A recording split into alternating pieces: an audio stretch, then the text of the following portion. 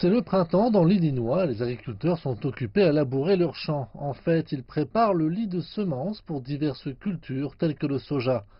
Aux États-Unis, les exportations de soja ne sont pas une mince affaire.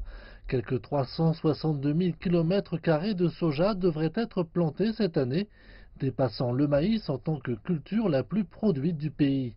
La Chine importe 57% de toutes les exportations de soja américaines. Mais de nombreux agriculteurs sont inquiets. La Maison-Blanche, qui a déjà imposé à la Chine des droits de douane sur les métaux, pourrait maintenant en ajouter d'autres sur les marchandises chinoises, d'une valeur de près de 50 milliards de dollars. Les agriculteurs craignent qu'en mesure de rétorsion, la Chine impose des droits sur les produits américains, dont le soja. La Chine est un énorme marché pour le soja américain. Ils sont un énorme marché mondial. Un marché aussi grand est pour nous un facteur de fixation des prix. Cela pourrait donc avoir un impact considérable sur les agriculteurs si les obstacles au commerce s'intensifiaient. Pour de nombreux agriculteurs, la menace de ces droits de douane est très préoccupante. Certains ont même averti qu'ils pourraient pousser certains fermiers à la faillite.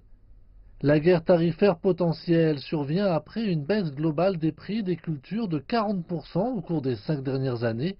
Michel Avang est parmi les personnes concernées.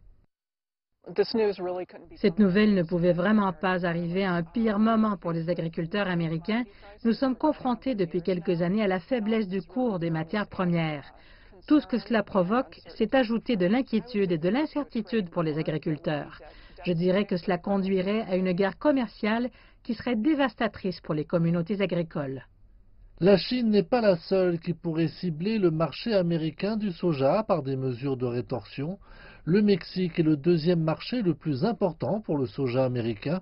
À cela, on peut ajouter les préoccupations des agriculteurs autour de la menace planant actuellement sur l'accord de libre-échange nord-américain. J'aimerais voir des accords commerciaux, plus de ces accords.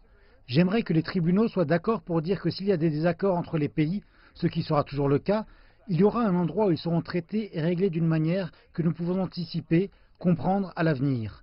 Nous aimerions avoir la certitude.